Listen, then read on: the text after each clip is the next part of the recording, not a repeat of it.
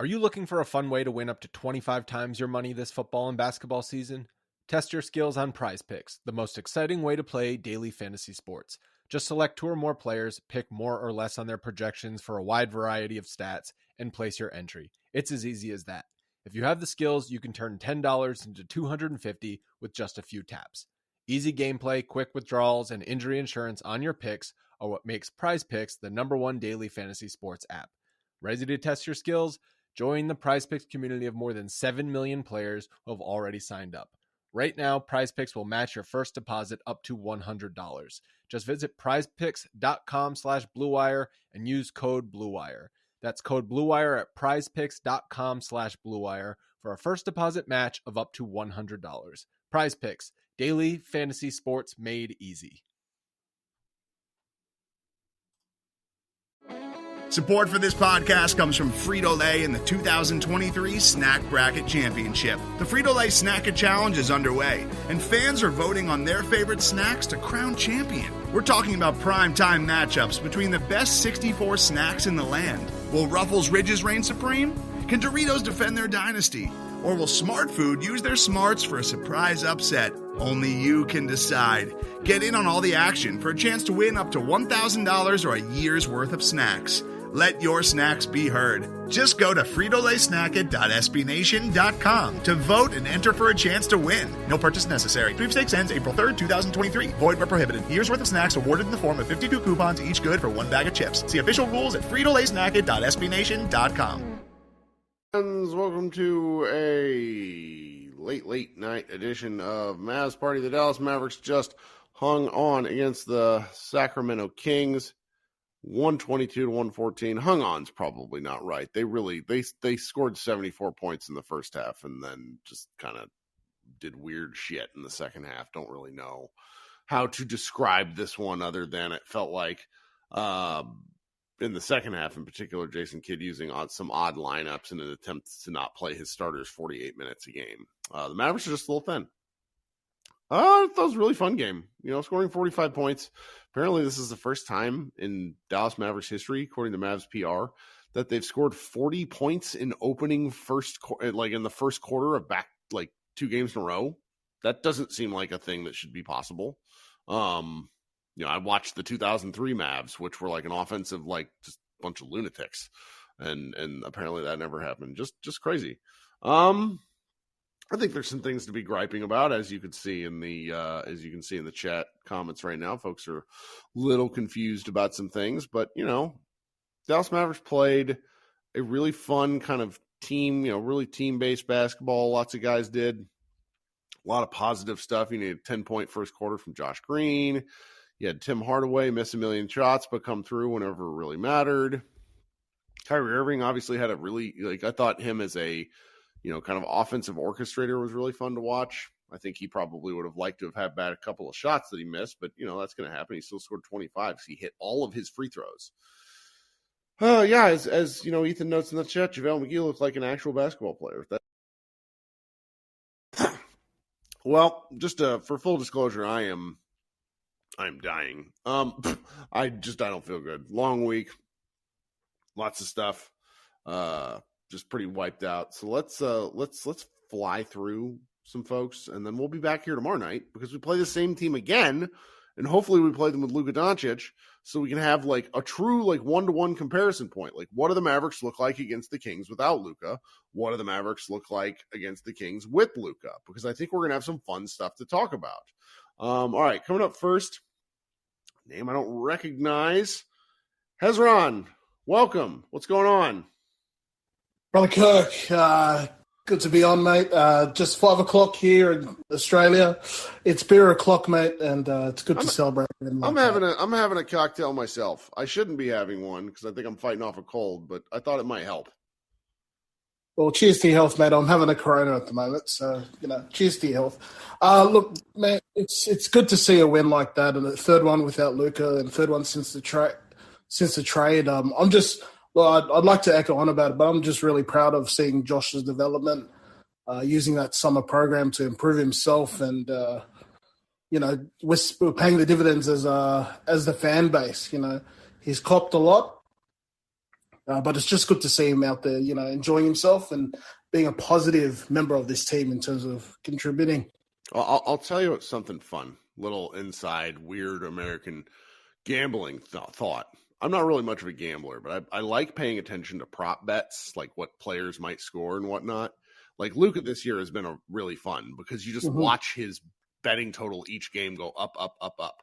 Well, Josh Green had tonight, the player prop for him was 12.5 points.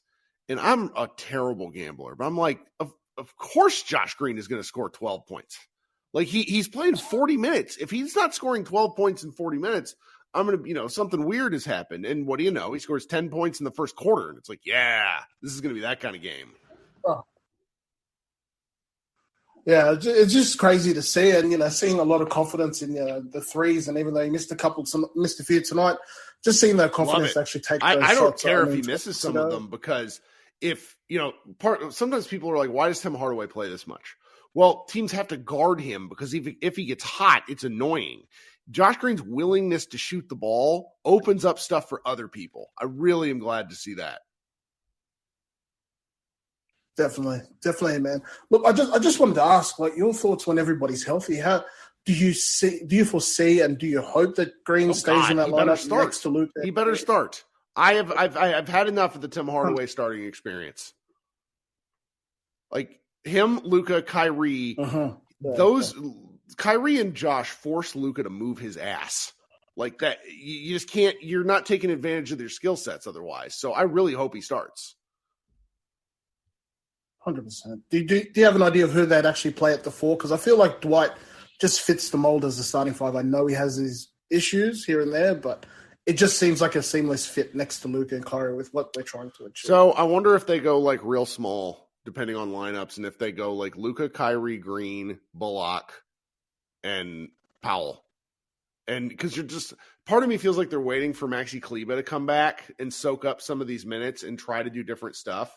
I think Wood has sort of played himself out of the starting lineup for a while. That's just my thoughts. I don't really want to see McGee as much as he did a good job tonight. But in these regular season games, it feels like there's only 24 left.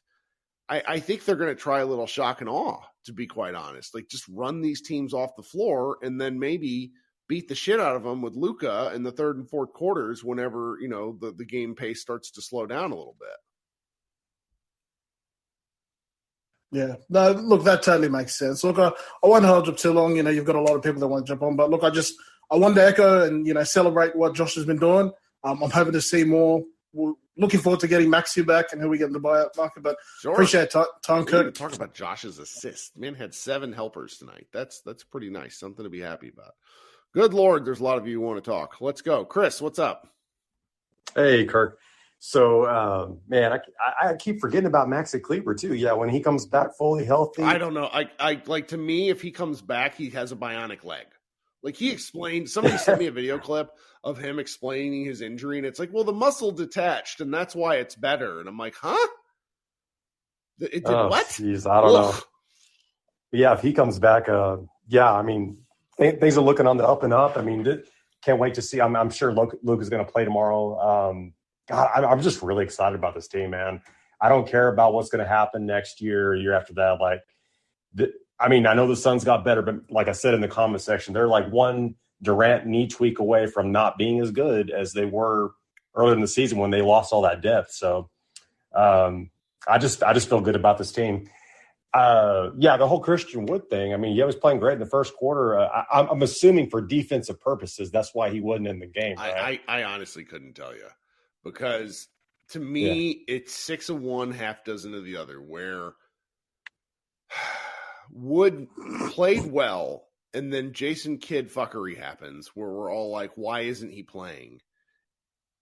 I think it's this. Like, they don't want to get Wood too high, stock so high where it's like in the summertime when you're having to. I don't think Kidd's doing that way because he doesn't care about the money.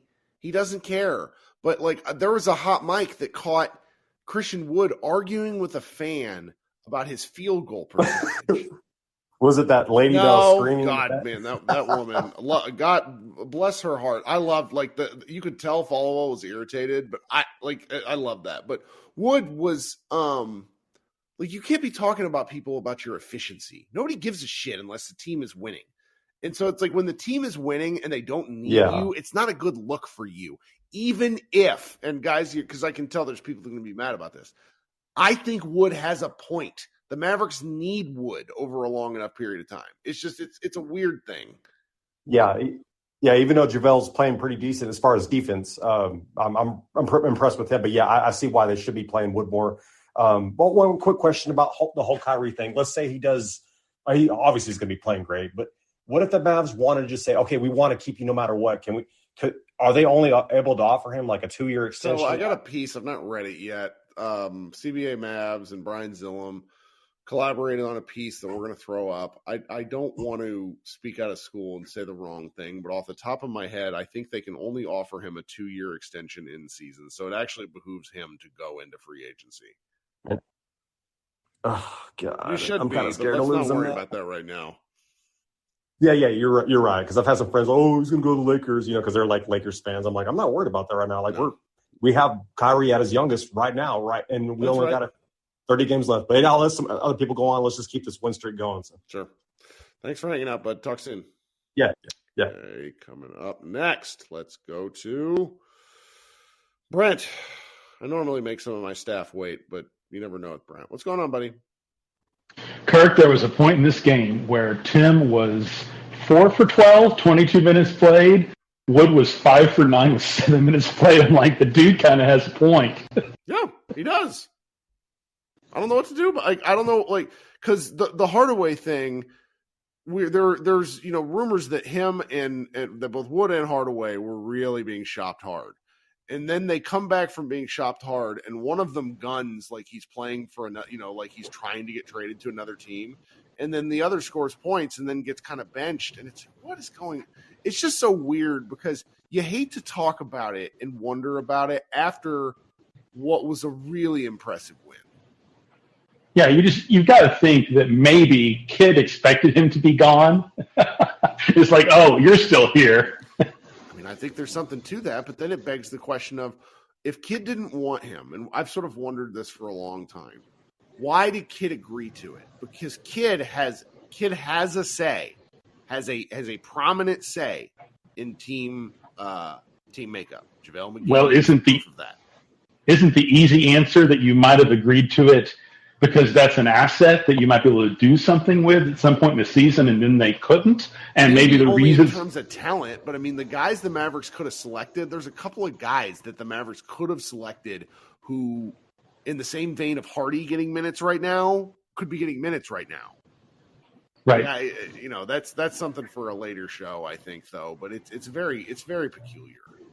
This whole reinvigoration of pretty much the entire roster got me thinking, it's not like Kyrie's better than Luka. We know that's not the case. But there's a difference here in that the guys that have been on the team, really the whole roster, but especially the guys that have been here for most, if not all, of Luka's career, it's one thing to recognize greatness, call him a savant, call him incredible, but you've seen him up close, you know the guy, you're joking around with him in the locker room. That level of familiarity is different than seeing a guy who made a movie and won a championship and is revered by players, and see that guy come in. They aren't starstruck where they're passing him the ball and expecting him to shoot 30, 40 shots, but there is a little bit of, I want to do good because this guy's here. I don't want to disappoint this guy. That's Jaden Hardy's internal monologue.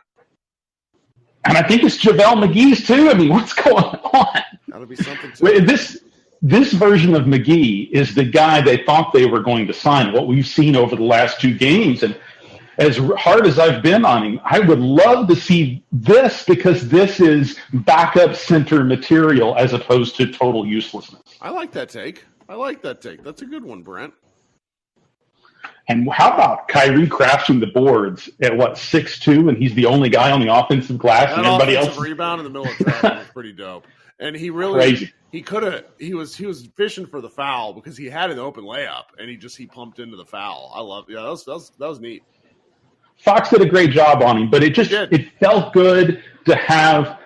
I mean, I won't knock Spencer. I think Spencer's great in a lot of ways, but it always felt like we were waiting for somebody to step up. And oftentimes that was Spencer, but it feels like there's a certain level of calmness amongst the roster because they understand the hierarchy in a way that didn't feel like a given before. Before it was, okay, who's going to step up? Who's going to go get 20? And maybe they were trying too hard. Well, what they're doing on the offensive end also is really maximizing certain guys' skill sets in ways that are taking advantage of their strengths. You know, Kyrie doesn't dribble the ball the way Luka does, the way Dinwiddie did. Right. And, you know, Luka can do what Luka wants because Luka's an offense unto himself. But you see Kyrie with a lot of the like pass back, dribble handoff stuff, and then, you know, getting things on bounce passes and bouncing back, like real earnest to goodness, like how you would explain basketball to somebody who's new to it, where it's like you pass here, cut here, get the ball back. I'm going to pass it to you here. No, Nothing Spencer rocket didn't move science, like that. but it's really neat to watch because they're all Right. really skilled. And so that element of it is certainly helpful. I like the whistle tonight was pretty bad at points, so like that was why this game was a little closer than it should have been. But I don't know. I had a great time watching it. I don't really see in a half court setting how in the hell you defend Luka and Kyrie. I just don't see it right now. It's a lot of fun to watch Dwight Powell at the top of the key, dribbling not out of panic, but because he knows what's about to happen. They're running a DHO off of Carl, and it's expected as opposed to, you know, Powell panicking, which seemed to be more the case at times. So I'll let somebody else come up and talk. Thanks, Kirk. You're a good man. Thanks for hanging out. Let's see here. We're going to keep going. We're going to get to everybody tonight. All right. Good morning, Ishan. How you doing? Give Ishan a second. Pretty sure it's AM where he is. Today's episode is brought to you by Cars.com. With over 2 million vehicles and 50,000 more added every day, Cars.com will match you with the perfect car for you, your budget, your life, your style. And if you're ready to say goodbye to your current car, Cars.com will get you an instant offer to cash it in. Just start by entering your license plate and get matched with a local dealer who will write you the check. So whether you're looking to buy or sell, just go to Cars.com. It's magical. Yo, How you can doing? you hear me? What's going on? What's up? This was a fun game to watch. I don't want to take up too much of your time. I just want to say wow, Josh, and like all of what we're hearing about, like everybody's just so enamored with like, oh, they're playing fast-paced offense. I don't think it's like we can just simplify all the good things that are happening with the Mavs purely on the pace of the team. And I really like, there's a lot of like hue and cry about, well, when Luka comes back, we might not see this offense again. I don't think that should be like a primary concern right now, because we saw earlier in Luka's career, he was orchestrating a fast-paced offense. The players have more direction now. I think Cade, we saw this last year with him as well. He really just wants to coach February onwards. Like before that, he's just throwing things at the wall, seeing what sticks, what doesn't stick. And now, like, you've objectively upgraded the roster. You might have regressed a little in defensive personnel, but you can fix that with, defensive scheming, defensive sets. There's a reason why we were overperforming defensively last year as well. And that's the one thing I trust Kid with, that he's going to figure us out on that end. So, like, I'm just really excited about what happens tomorrow, because all the players seem to now know what's supposed to happen on the team. We have three bigs that provide completely different things, which will make like a much harder game plan for other teams to like, because if the Mavs are playing so many versatile bigs, not high level, not extremely high level, of course, but they're inherently versatile with what their primary skill set is. Powell is there, you have a roll man. Woods there, you have a quite very skilled big that can score from any point on the court. And with McGee, you have a lob threat, theoretically. So it's like, how do you as a team constantly construct defensive game plans to, withhold those elements of the Mavs offense now, which are finally getting unlocked with really two elite ball handlers. Sure. So there's so much more to it than just saying that, oh, Josh Green's getting more opportunity, Jaden Hardy's getting more opportunity. Technically, even Theo Pinson is getting more opportunity right now. But that isn't inherently why the Mavs are succeeding right now. So I think Luka is going to fit much better than people are expecting. It's not all pace. We will, like, even this game saw times where we needed someone to just break a defense down. Kyrie is really efficient at it, but I think Luka is that much better at it. And then you have Kyrie on the floor playing off ball, a guy that's going to completely scramble a defense. It seems like a dream. So yeah, it's just so exciting. So exciting what we've seen in the last 3 games, and knowing we're going to add Luka to this extremely motivated team. Love it. All man. the players realize that if Dorian is not safe, they realize none of them were safe. Well, and it's funny. Safe is it's an interesting word choice. Josh Bowe went on a little bit of a tangent about this in our post-game show, and he said he's just like, this should be a reminder that just because a guy is a guy that you love as a player and he's a guy that works doesn't mean he should be beyond reach if you think your team has a different level to get to. And, it takes nothing away from Dorian's time here. Dorian's a guy that I think I will remember fondly for a really long time. But I also think that within his role with the Mavericks, he couldn't give them anything more than what he'd given them. That's okay. That's not a criticism. And we soared high on him. So I think we extracted the we traded him, because I personally think from a trade chip perspective, it was going to go downhill. He's on a good price right now, and is coming off that playoff run, and people still hadn't woken up to, all the flaws that we as Mavs fans saw DFS play with this season. Like, he is reliable, but it's not like he's flawless. And with his age, with especially the grind his body went through over the last season, I think the Mavs got off him at the perfect time. And of course, I don't think there's a Mavs fan that wishes Dorian anything but the best. I think so many Mavs fans watched that Nets game for Dinwiddie and DFS.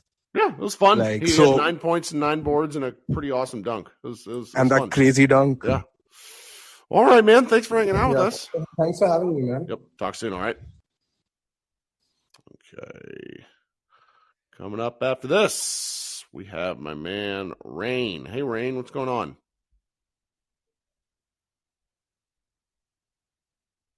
Rain, you there? Got to find that unmute button. Give him a second more. We'll try this in a minute. Rain, the audio may not be working. I'm sorry.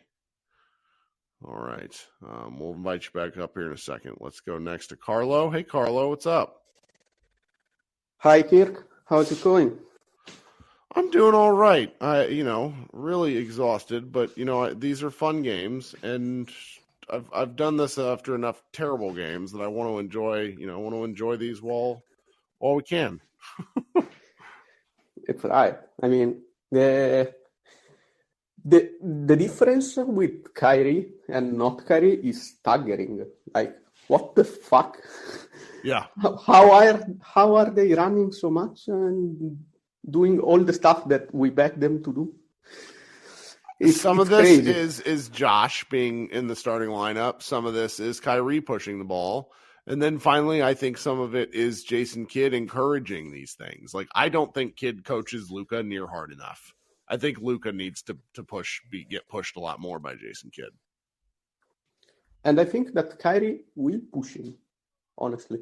The first 3 months with Kyrie are going to be good. It's going to be after that.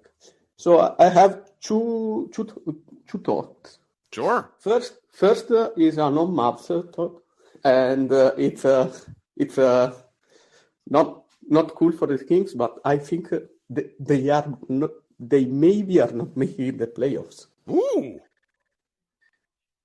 Because before the series, I watched them on Tankathon, and they have the third worst strength of schedule. Yeah. And the second easiest game is with the Wizards. Spicy. I like this take. It's tough out west. I mean, they'd have to take quite a tumble, but They have to go 7th. Yeah. And then lose 2. But if you get like Minnesota in the 7-8 and then the Lakers, I could see it. It could be possible. Sure. It could be possible. Also, De'Aaron Fox played a really good game. He looks really good. I was a non-believer. He really did a great job on Kyrie, and he's having an all-star caliber year. It was one of his best defensive games. That block on Kyrie, late down 4. Yep. Crazy. The things that I want to ask you about the Mavs is, do you think there is any chance that Wood needs to play with Luka to have minutes? I've not liked Wood apart from Luka this year. I think it leans into Wood's ISO desires. And just because he can get a bucket, I think it slows down the offense. Sometimes you need that if you really need to score, but I think you maximize Luka's scoring ability. I'm sorry, Wood's scoring ability paired with Luka. It's just an odd situation, everything with Wood right now. And I mean, I like that JaVale is playable right now because it means that we have a chance to trade him in the summer. Because it wasn't happening before this. So, well, I mean, if he's going to play well and if he's going to play motivated, then, him stealing 10 minutes a game is what you want. Yes, and we didn't have that. And for like 3 months, we have been, since Maxi got injured, we said, we have no fucking bigs. Yeah. And that's good. So I really hope that we see Kyrie and Luka tomorrow because I wake up at 4 a.m. and they are not playing and I'm sad. But also, if we get the win, it's fun. So what's worse, waking up at 4 a.m. or staying up really late to watch a game? For me, it's easy to wake up at 4. Okay. I'm an early morning riser. I've been my whole life, and it was funny during university years that I had a roommate which he couldn't go to sleep early, so we usually and he was also a basketball lunatic like I am because watching NBA basketball in Europe at 4 a.m. is fucking lunatic. I know. And he usually stayed up to 4, so he watched the games like that started at 1 and finished 1 and went to sleep. And I really like when the Mavs play late. I know that you don't, but for me it's really good because I have like 5 hours of sleep, and if it's a Saturday I can work with 5. That's right. Well, thank you so much for hanging out with us today. Bye, Kirk. Talk soon. Have a good one. Okay, guys. Unfortunately, I think I may have to cut this one short. I hear my son has been sick the entire week. He has had a virus for 5 days, and we are all struggling around this house, and I just heard him get up. I need to go help with my wife. I apologize that I'm going to have to cut this one short because I know I like hanging. We've been having bigger rooms lately because of the Kyrie stuff and because I just think you guys are interested in basketball. We'll do one of these tomorrow night. Maybe we'll stay up real late and be totally weird. Check out the recap show, and we will talk to you guys soon. Thanks so much for hanging out. I appreciate you. Bye, guys.